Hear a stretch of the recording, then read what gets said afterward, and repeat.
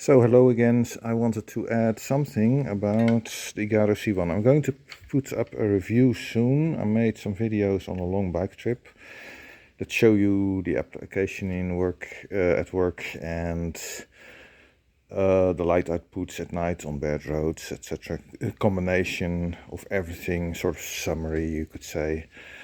And one of the issues, there were some issues with firmware, also issue to get around a hardware problem from in the microcontroller, and so the issues I had, which other people did not have, turned out to be really a real issue, and caused by some limitations in the hardware, the microcontroller. What I've had now is something else. This is a broken cable, at least one of them, but the other one doesn't look good either. Here it feels a bit soft, it's almost breaking or breaking. So I'm going to cut this, solder both of them, and I have some heat shrink, so I will see how to match. I have matches to shrink them, make it proper again. One of the issues is that these cables are pretty thin. These are much stiffer, thicker, and what happens with cycling sometimes is if the quick release is not tensioned enough, then the dynamo hub starts rotating, which tensions the electric wire, and then it can break, especially if, for example, you make a turn. So that's what happened. It was on my way back from Alexandria. I made a 78-kilometer trip by this bike to my house. And I did not have power at all on the Igaro C1. A few days before that I had no power as well, but I thought it was just the contacts in the side plug. I need to fix those as well a bit. But yeah, there's a bigger problem since then. So actually the first problem may have been this problem already, a bad contact, and then later it broke, that the outside plastic also broke. What I'm going to do next in testing is, so the creaking of the belt, I mentioned that before. It's a bit of an issue, a bit of an annoyance, but I sort of got used to it, but I still want to figure out what is it, what causes it exactly. Can you just get rid of it with, for example, a toothbrush? Just going here and here, this chain ring or belt ring, to get rid of some dirt, and maybe that is the only thing that causes the creaking, possibly. So if you can do it dry, that would be nice.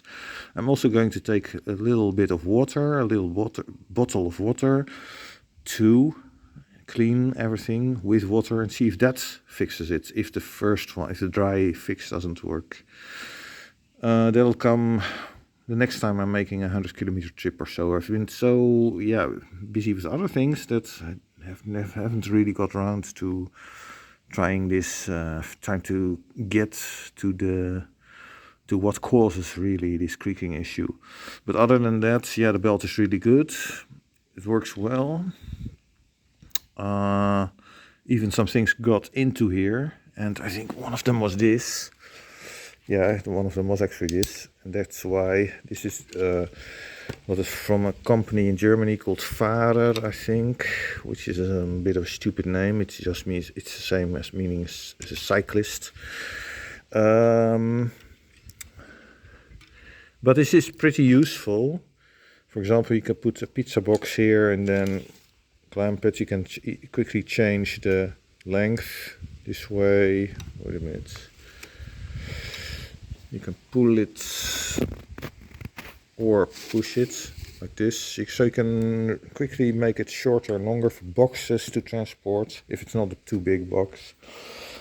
I think it was about €14 retail price, which is too much, I would say, but it has been useful. However, it got into the belt ring, between the belt ring and the belt.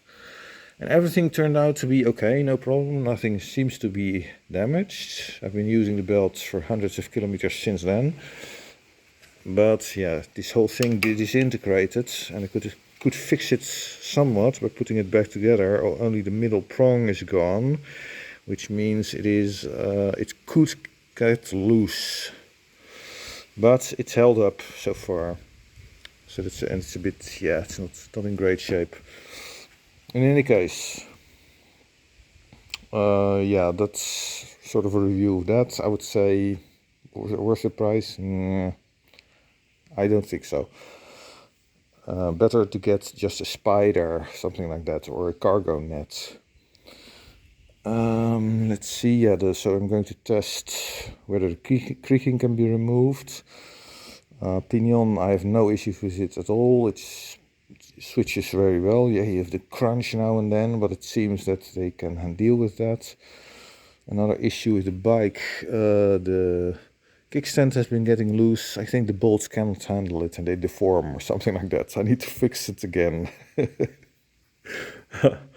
Let's see how the B67 holds up, whether the carriage breaks. Otherwise I need to invest in a bunch of spare carriages. They're the same for the Flyer and the B67, so yeah, a few of them I think would be useful. And I don't have a few of them. I don't have any. Yeah, so I can only use one of the two at the moment. The bike computer. So I used, yeah, that's maybe a good point to mention.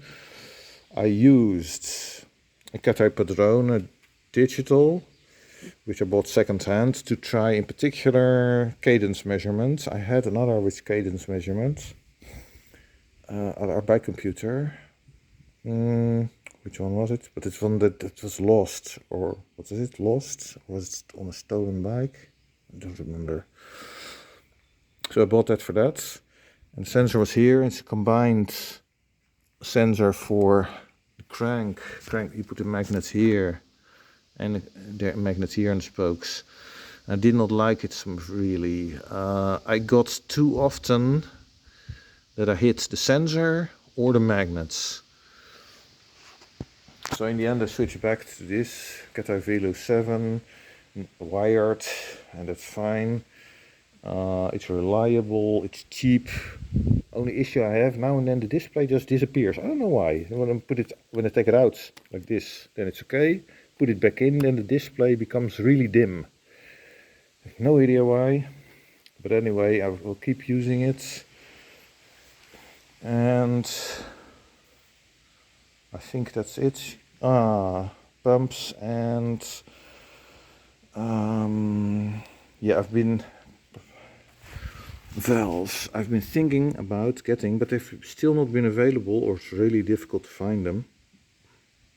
I need to get them from Germany somewhere. And they're available now and then. The Schwalbe click valve. So I want to try that. I've had some issues in particular with pumps that make the Presta valve, which I've got on this bike, come loose. For example, with the which was it, from Lezyne, that you screw on, even if you release the pressure by first unscrewing the pump, then still I get that the pump, the combined action movements, whatever, when the hose is screwed on and you're pumping, the valve is unscrewing a bit. It's really annoying. Yeah, with this pump, these clamp type pump heads, I've also had this issue. It's just a little movements make it become a bit loose. And then what happens is that you lose some air. So then you think you have a slow leaking tire.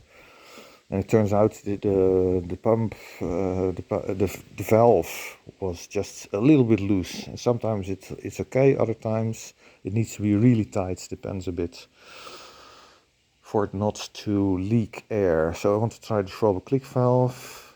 There's an adapter for normal pumps. You can just unscrew the Schwalbe valves from any inner tubes that have removable valve cores. I think that's it for now. That's it what I'm going to do. I mean, another experience. This the Interphone quick locks for the phone. It works really well. However, this is two sections, the under section and the upper section. The upper section stays, the under section rotates, and this way it fixes the phone. The problem is I've had multiple times that the under section, the phone gets out and the under section is rotated. So there's something not quite correct, not quite right going on, and maybe some kind of graphite grease or something would be useful. But in any case, other than that, it's been very useful and better than the quad lock copy that I used, it was really difficult to get the phone back on. And if you take the phone off a lot to make photos, as I do, then it's really annoying. This is much better.